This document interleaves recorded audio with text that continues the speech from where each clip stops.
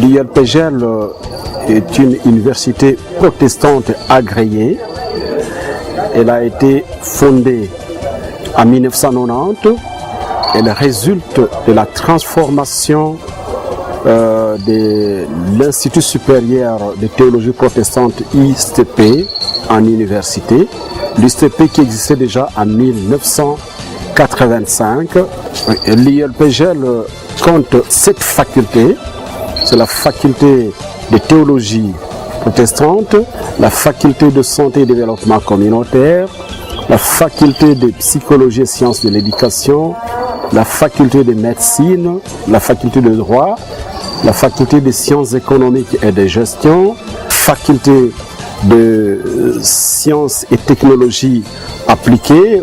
Avec les 7 facultés, l'ILPGL contribue efficacement au développement de l'environnement en se focalisant dans la région des Grands Lacs où elle est localisée.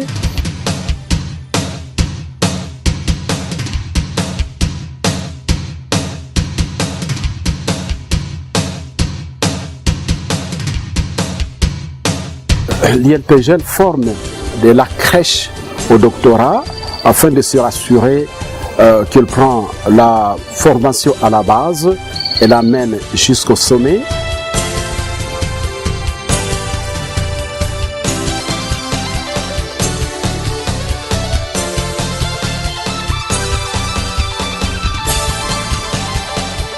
Notre vidéo de ce jour se focalisera principalement sur la faculté de sciences et technologies appliquées où nous formons les génies civils, les génies électriques et les génies informatiques. Cette faculté a connu des transformations très importantes, de grandes évolutions. Elle qui a commencé dans des conditions vraiment difficiles, elle compte aujourd'hui son propre immeuble, son propre bâtiment, obtenu avec le soutien financier de Pain pour le Monde, notre partenaire de taille. Le bâtiment, l'immeuble de la faculté de technologie appliquée, aujourd'hui compte des auditoires, il compte des laboratoires et des ateliers, y compris les bureaux des professeurs. Nous allons vous inviter à observer avec nous ce qui se passe exactement dans ces ateliers et laboratoires et qui apporte un soutien efficace, un soutien réel à la formation de futurs ingénieurs. Je dis futurs par rapport à ceux qui sont encore en formation parce qu'il y a plusieurs ingénieurs qui ont été déjà formés et qui sont en train de relever le défi de la carence des ingénieurs dans notre espace géographique de la région des Grands Lacs. On se promène ensemble en commençant dans l'atelier de génie civil. Bienvenue à la faculté des sciences et technologies appliquées de l'ILPGL. Bien entendu, c'est pratiquement l'avant-dernière faculté qui a été créée à l'université. Ici, la faculté a été construite il y a de cela des ans passés, et tel que vous allez comprendre, nous sommes dans le phase des laboratoires, dont nous avons le labo numéro 3 qui est le labo de génie informatique. Nous avons le labo numéro 2 qui est le labo de génie électrique et électronique. Je suis ici avec les étudiants dans les cours d'analyse des circuits électriques où nous avons fait les parties théoriques dans l'auditoire et aujourd'hui nous sommes venus maintenant visualiser tout ce qu'on a fait, tout ce qu'on a vécu au niveau de l'auditoire dans les laboratoires. Donc vous pouvez le constater ici, nous avons un laboratoire qui regroupe 3 options de l'électricité. Nous avons l'électronique, nous avons l'électro-énergétique et nous avons en même temps le laboratoire de télécom. Alors, nous organisons ici, à chaque fois qu'il y a un cours pratique, nous venons avec les étudiants ici pour faire les travaux. Malheureusement, aujourd'hui, on s'est rendu compte que nous avons un problème d'énergie électrique parce que dans notre ville, l'énergie électrique reste toujours un très grand problème. C'est pourquoi nous avons, normalement, on devait aussi faire quelques travaux avec les étudiants dans les cadres de machines électriques, mais nous sommes focalisés d'abord sur l'étude de certains principes qui vont beaucoup plus utiliser dans les machines électriques. C'est pourquoi nous avons d'abord commencé par étudier les comportements des différents circuits en courant alternatif. Nous avons déjà fait l'étude en courant continu. Aujourd'hui, nous sommes en train de faire l'étude en courant alternatif pour essayer un peu de renforcer la capacité des étudiants dans le cadre des cours d'analyse des circuits et de les initier aussi à la pratique et à l'expérience au laboratoire. Alors aujourd'hui, nous avons fait l'étude du comportement des circuits R, donc des circuits des dipôles élémentaires passifs qui interviennent en courant alternatif et qui sont les condensateurs, la résistance et la bobine. Aujourd'hui, nous allons juste nous focaliser sur le comportement du condensateur en courant alternatif, étudier le comportement tension-courant et définir les caractéristiques visualisées au niveau de l'oscilloscope. Et avec le matériel ici, nous sommes en train de constater que nos étudiants deviennent de plus en plus aptes dans le cadre de travaux pratiques et qui les permet facilement, lorsqu'ils sont dans les milieux professionnels, de ne pas être nouveaux ou bien de ne pas être frustrés par les équipements qu'ils vont trouver sur le terrain.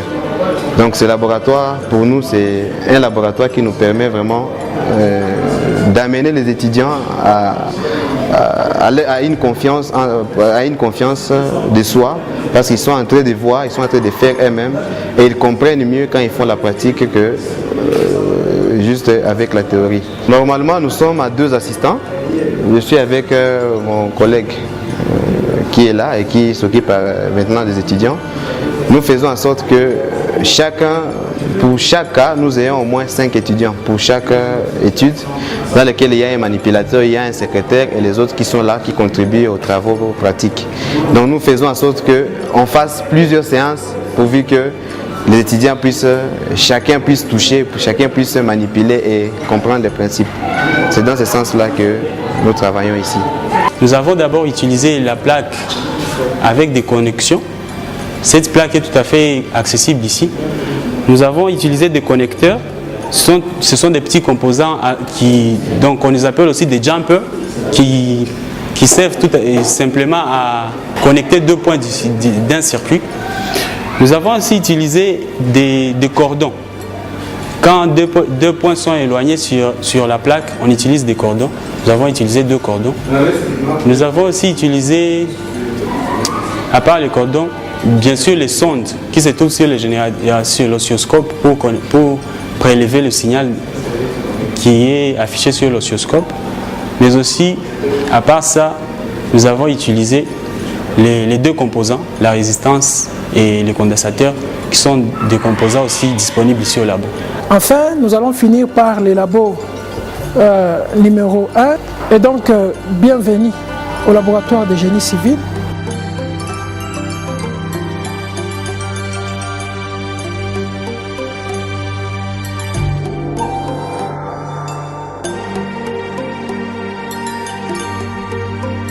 Nous sommes au laboratoire génie civil, nous faisons des essais géotechniques ainsi que des essais de résistance des matériaux.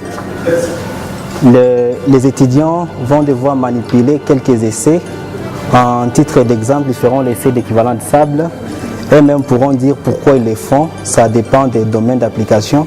Mais outre cela, on aura aussi à présenter quelques essais sur la masse volumique des matériaux ainsi que l'essai Proctor normal, ce qui s'utilise plus dans des constructions routières. Nous sommes venus au laboratoire pour assister à quelques essais. Nous avons assisté à 3. Le premier, c'était pour l'équivalent sable. Et puis, le deuxième, c'était pour mesurer la masse du sable qu'on devait utiliser pour le premier essai. Et le troisième, c'était pour l'essai Proctor. Je me sens bien de pratiquer, c'est quand même quelque chose de bien de pratiquer ce qu'on a comme théorie. Avec la théorie, on nous apprend comment calculer la masse volumique aussi. Et puis là, on est en train d'appliquer. Le labo qu'il y a ici à l'ILPGM, ça nous facilite de faire nos essais de fin de cycle, puisque jusque-là, tous les essais que nous avons déjà effectués dans nos mémoires, c'est ici même où nous les avons effectués. Et ça nous aide vraiment beaucoup. Bon, jusque-là, il y a certains équipements qui nous manquent, mais il y a d'autres qui sont déjà disponibles et d'autres qui ne sont pas encore dans ces laboratoires. Et il y a quelques essais qui ne peuvent pas être effectués ici et d'autres que nous sommes en train de faire. Ces essais-là qui ne peuvent pas être effectués ici, parfois on est obligé de les chercher ailleurs, comme les labos ne suffit pas pour faire tous les essais des travaux de fin de cycle. Génie civil qui a eu la faveur de recevoir un don de 50 000 euros pour contribuer à l'équipement en matériel, des matériels qui aujourd'hui renforcent la formation des étudiants dans cette faculté, des matériels qui permettent aujourd'hui de connecter la théorie à la pratique. Ainsi, avec ce matériel donné par l'organisation TÜV de l'Allemagne, nous sommes rassurés que les ingénieurs que nous formons, ils ont eu tout l'essentiel qu'il faut pour rendre le service attendu au niveau de la communauté. On était ici en train de faire un essai très important dans notre domaine d'ingénieur. C'est un essai qu'on appelle l'essai Proctor. Cet essai, il est très important pour nous parce que ça nous facilite la tâche pour dimensionner, par exemple, des routes, pour dimensionner des grands bâtisses. Donc, à travers cet essai, nous pouvons vraiment faire de grands projets, nous pouvons concevoir des grands projets et les mettre en œuvre. On peut dire que les labos nous aident beaucoup à faire nos expériences parce que, comme je l'ai dit précédemment, on ne peut pas manquer à faire des essais ou on ne peut pas manquer à faire nos projets parce que désormais nous avons des labos. Et en ce qui concerne le matériel, bon, on a des matériels importants, oui, mais on n'a pas tout. Donc nous souhaiterons que nous ayons des matériels un peu plus complexes pour que nous puissions évoluer avec nos travaux, pour que nous puissions faire toutes sortes de travail ici dans notre atelier. Nous sommes vraiment reconnaissants envers l'ULPGL pour tout ce qu'il fait pour nous, parce que le labo ici, dorénavant, nous le faisions dans des ateliers et puis c'était payant, mais aujourd'hui, nous pouvons dire que ça nous facilite et nous sommes vraiment efficaces sur le marché. Ces laboratoires tels que vous allez les constater, nous avons, pour le cours de base, nous avons les matériels qui nous ont été fournis par les bailleurs et partenaires de l'université. Ce sont les matériels de résistance des matériaux et les étudiants utilisent ces matériels pour déterminer, bien entendu, pour faire certains essais en résistance des matériaux. Vous allez constater que ces matériels nous ont été dotés par nos bailleurs il y a de cela 4 ans. Ces matériels étaient utilisés depuis ces 4 ans-là. Vous allez comprendre que nous avons un problème sérieux pour ces matériels avec les consommables, parce que les consommables qui ont été fournis par les fournisseurs, ces consommables-là n'ont pas su tenir jusqu'à finir ces 4 ans. Après l'essai d'identification du sol, nous avons les essais qui permettent, bien entendu, de proposer des matériaux qu'il faut par exemple pour confectionner un béton, par exemple pour le cas des matériaux, par exemple des remblais d'une route, il y a des granulométries qui sont requis en ce sens. C'est à ce niveau que nos bailleurs nous ont fourni des matériels tels que l'agitateur. Nous avons le matériel pour l'essai granulométrique. Après l'agitateur, nous avons le pénotomètre qui est dans cette armoire. Après le pénotomètre, nous avons l'appareil de cisaillement. Nous avons les TÜV, ainsi de suite. À ce sens, nous allons préciser que ces appareils nous ont été fournis et ont été installés, mais jusque-là, nous avons bien entendu une difficulté d'utilisation, d'autant plus que on a fourni juste les manuels d'installation, mais on n'a pas fourni les manuels d'utilisation pour le matériel. Et donc, il nous faut aussi un laborantin qui a été bien formé en ce sens pour que nous puissions accompagner les étudiants dans les manipulations.